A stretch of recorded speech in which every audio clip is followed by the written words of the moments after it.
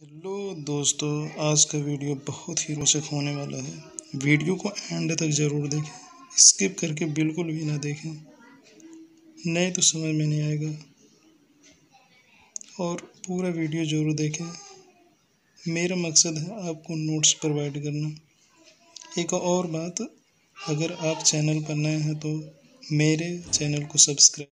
Hello friends, welcome to back my YouTube channel Ansar biotechnology. पिछली videos में हमने आपको बताया था अलैंगिक जनन मानव में, जीवों में। हमने जंतुओं में दो तरह से जनन पढ़ा था। इससे पहले वाले प्रीवियस वीडियोस में हमने आपको बताया था मानव में लैंगिक जनन, और उसके बाद सेकंड वीडियो पार्ट 1 में हमने आपको बताया था अलैंगिक जनन। आज हम लोग पढ़ेंगे पार्ट 2 में। इसमें पार्ट 2 में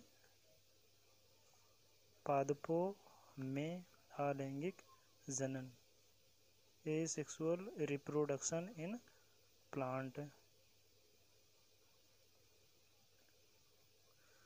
पादपों में अलैंगिक जनन को कायिक जनन या कायिक प्रवर्धन कहते हैं, या हम एक तरह से और इसकी डिफिनेशन लिख सकते हैं कि मातृ पौधों के कायिक अंग द्वारा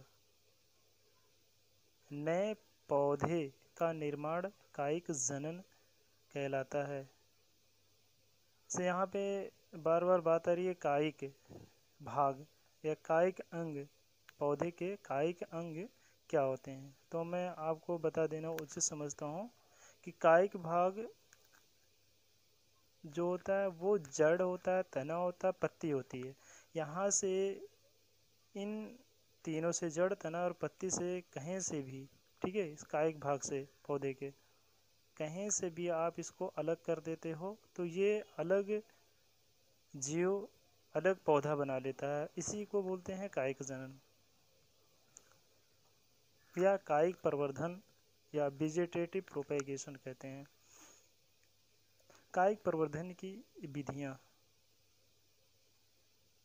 कायिक प्रवर्धन की विधियां, मेथड्स ऑफ वेजिटेटिव प्रोपेगेशन। कायिक प्रवर्धन की मुख्य दो विधियां होती हैं। पहला है प्राकृतिक कायिक प्रवर्धन। स्वतः पौधे द्वारा कायिक भाग से अलग कर ले तो उसे प्राकृतिक कायिक जनन कहते हैं। प्राकृतिक जनन के मुख्य भाग निम्न है। भूमिगत तना, पौधे के तने का वह भाग जो भूमि के अंदर पाया जाता है उसे भूमिगत तना कहते हैं। इसके मुख्य उदाहरण हैं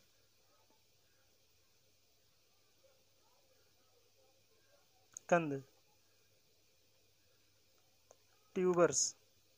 कंद तने का एक रूपांतरित या परिवर्तित रूप है। इसमें कक्षस्थ कलिकाएं पाई जाती हैं और ये अंकुरित होकर नए पौधे को जन्म देती हैं। उदाहरण हम एक दे सकते हैं आलू का। यहाँ पे हम फिगर में देख लेते हैं कि साइड साइड पे यहाँ पे ये सब दिखाई गई हैं जो कक्षस्थ कलिकाएं होती हैं। ये बाद में अंकुरित होकर यहाँ पे बड़ा सा अंकुरण बनाता है और यहाँ पे यही कक्षस्थ कलिकाएं हैं जो बाद में अलग पौधे को जन्म देती हैं।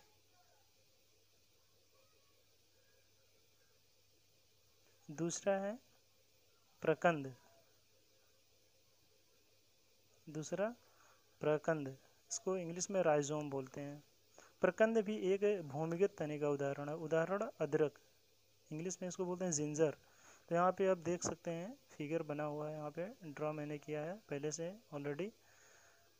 ये आपका अदरक है, जिंजर है। जहाँ पे ये कलिकाएँ हैं, यहाँ पे कलिकाएँ पाई जाती हैं और ये अपस्थानिक मूल होती हैं। मूल मीन्स जड़ होता है या तना, या जड़ बोलते हैं इसको, या रूट इसको इंग्लिश में बोलते हैं। इसमें रूट्स भी पाए जाते हैं और यहाँ से ये कक्षस्थ कलिकाएँ हैं निकली होती हैं। कलिका है ये, इसी को कक्षस्थ कलिकाएँ बोलती हैं, जो बाद में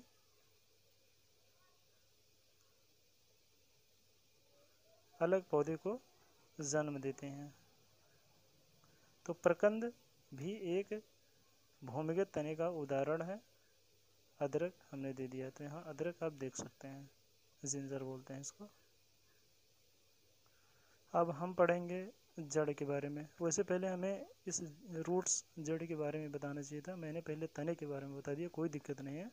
तो जड़ के बारे में यहाँ पे मुख्य रूप से हम उदाहरण दे सकते हैं सतावर, डहेलिया, शकरकंद आदि पौधों की जड़ों पर अपस्थानिक कलिकाएं पाई जाती हैं। यह अनुकूल वातावरण आने पर नया पौधा बनाता है। घनकंद उसके बाद हम लोग पढ़ लेते हैं।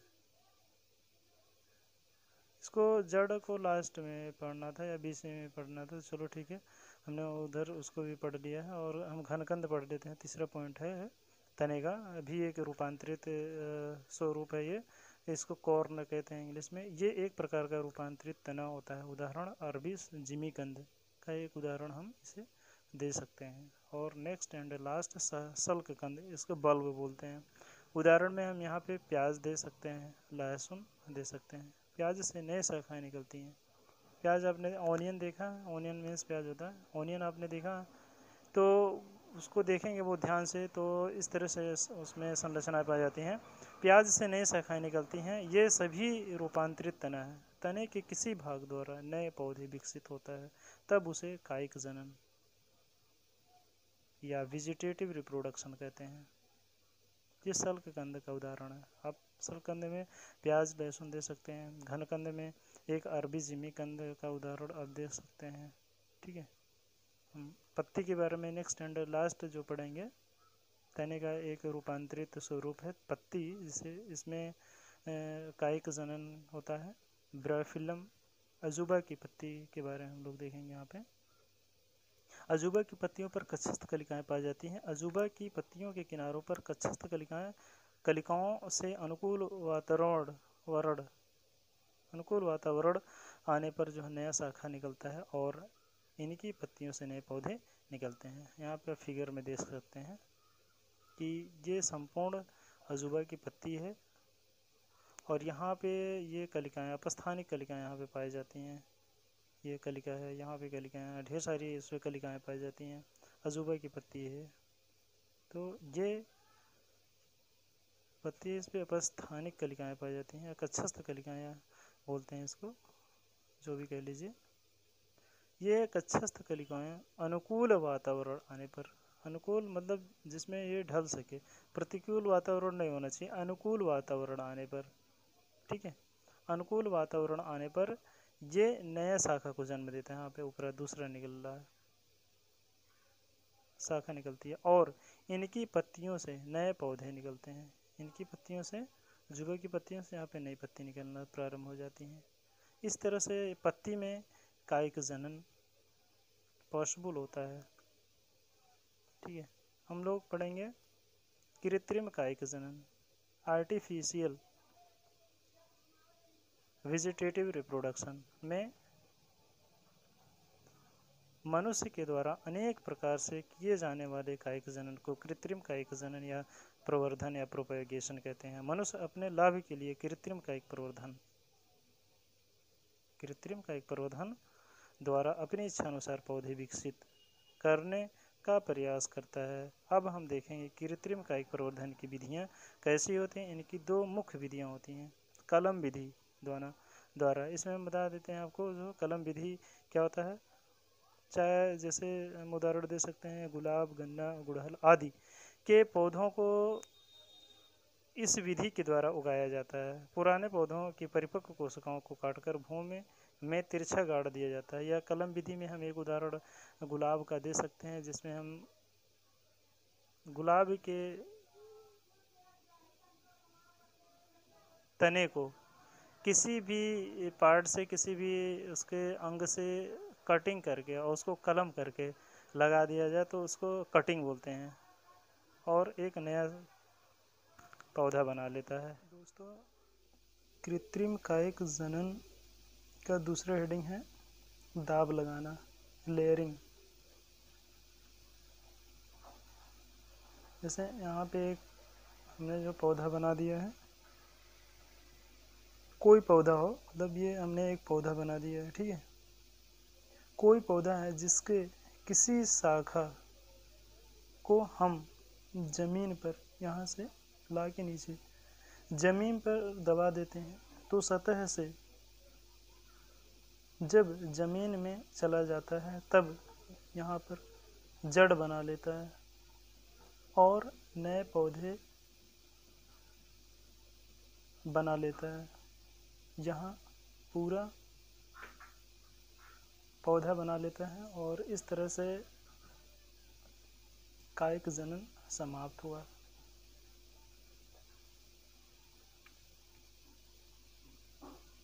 ये हम लोग पढ़ेंगे।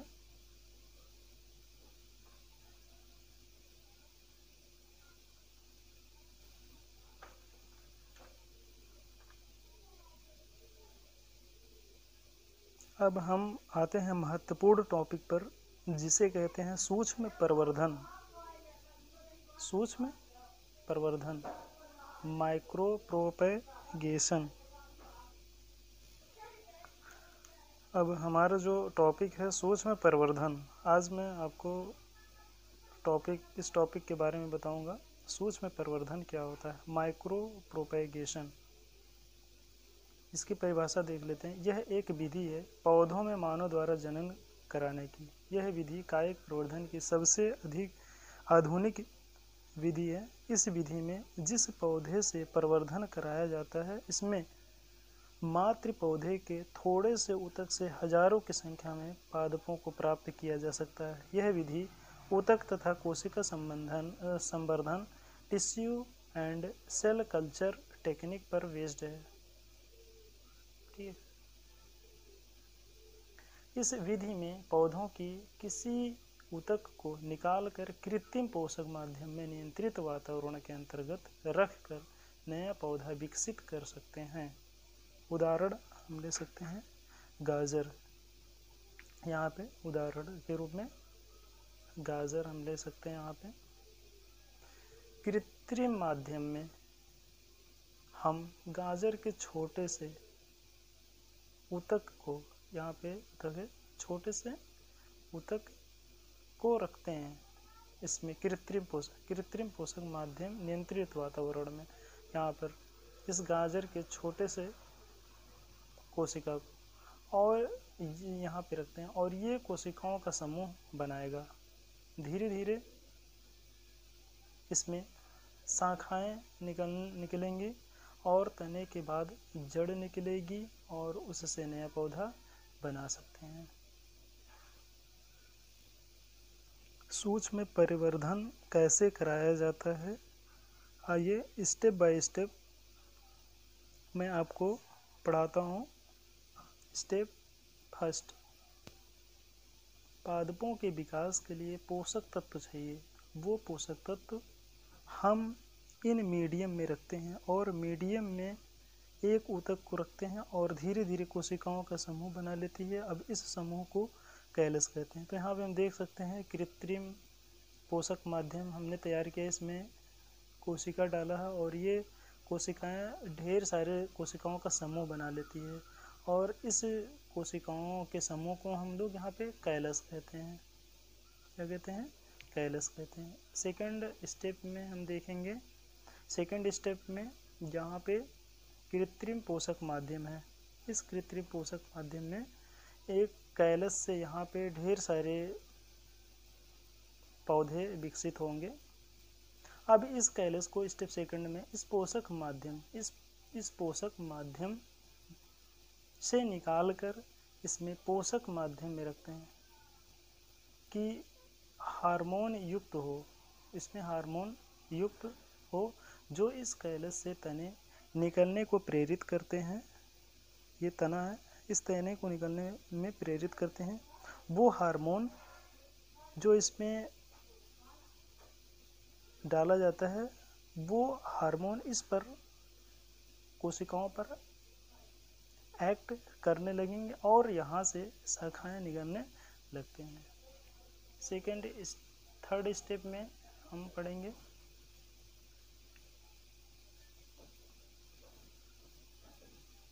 यहाँ पे हमने तीन तरह से मीडियम बनाए हुए हैं कृत्रिम पोषक माध्यम में। 3 medium, medium first, medium second और मीडियम थर्ड।